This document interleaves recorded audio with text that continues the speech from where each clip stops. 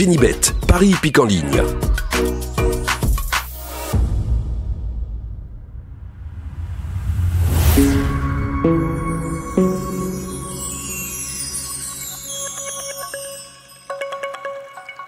Bonjour à tous, on se rapproche du prix d'Amérique. Mais en attendant, on va faire une petite étape à Cagnes-sur-Mer. Justement, il y en a une qui voulait courir le prix d'Amérique. On l'a vu tenter de se qualifier dans le prix de Belgique, mais elle a complètement raté sa course. Je me dis, là, c'est une consolante.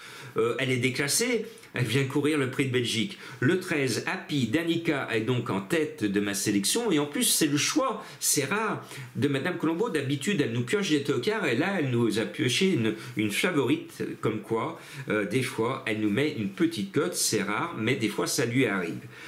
Derrière ce 13, on va mettre le Bazir. L'équipe Bazir surfe sur l'eau et sur le succès de Jumba de Guez dans le Cornulier. Donc le 12 et des Darling, tout le monde va le jouer. Donc il n'y a pas besoin de m'écouter pour le mettre. Et puis le 6 Graal du Trésor, j'aurais été plus chaud si le patron était sur le sulky, Mathieu Mottier. Mais Mathieu Mottier prépare avec soin le prix d'Amérique. Donc il ne descend pas à Cagnes-sur-Mer. C'est Benjamin Rochard qui prend les rênes.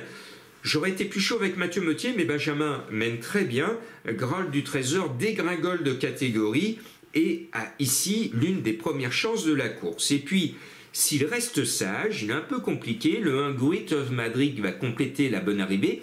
J'adore le Belge Martens qui a la frite et il aime le soleil de Cagnes. Moi aussi, j'y serai dans pas bien longtemps à Cagnes-sur-Mer. Donc ce 1 me plaît bien.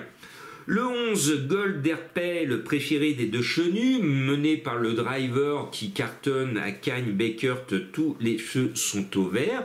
Et puis moi j'aime bien certains chevaux et Jimmy du Pomereux, je le connais depuis Bellurette, le 7, c'est le champion de signé, mais en ce moment depuis pas mal de semaines, même de ces derniers mois, Jimmy du Pomereux trotte à côté de ses sabots. Il me déçoit. Il nous déçoit, je vous l'accorde, mais il reste quand même un cheval attachant. Et je me dis, si aujourd'hui il ne fait pas l'arrivée de ce quintet, Signé aura du souci à se faire, parce que c'est un peu sa course malgré tout, et j'espère de tout cœur, je croise les sabots pour lui, qu'il va enfin se réveiller et montrer qu'il reste un bon cheval que l'on aime, même s'il nous déçoit.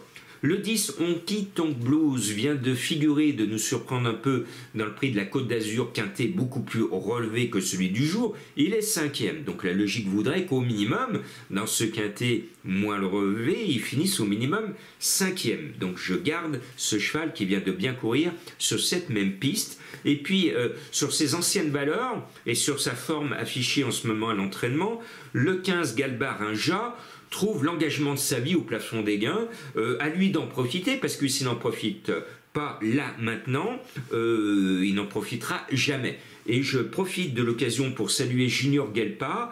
Je suis fan de Junior depuis Bayakano, vous le savez. Et j'ai pas pu mettre son Eberton, c'est son champion, il a 11 ans. Mais je voulais dire merci à Junior d'avoir écouté ma pétition pour arrêter de déclarer systématiquement du rouge.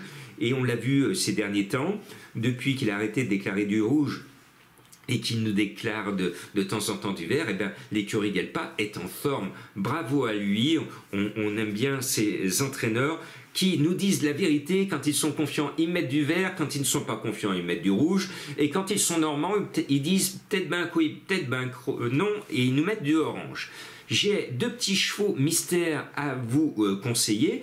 Il y a un cheval qu'on connaît peu, mais qui porte le nom d'un grand champion de foot. Enfin, la première partie de son nom représente un grand joueur de foot qui défraye tout le temps la chronique. Quand on ouvre les portables et qu'on voit l'actualité, on le voit toujours en tête de gondole. C'est un champion de foot qui fait beaucoup parler de lui. Un cheval porte en partie son nom. Et puis le deuxième, c'est la conscience de Pinocchio. Alors je vous l'ai déjà donné, mais je l'aime tellement, c'est tellement mon chouchou. Et puis quand j'étais petit, j'adorais Pinocchio, et la conscience de Pinocchio, c'était marquant. Et il faut toujours qu'on ait une bonne conscience, et donc il faut avoir bonne conscience et s'en remettre à la petite fée ou à cette conscience qui va vous guider des fois au dernier moment, l'intuition. Et si je jouais celui-là, eh bien écoutez votre conscience qui n'est pas de Pinocchio mais la vôtre.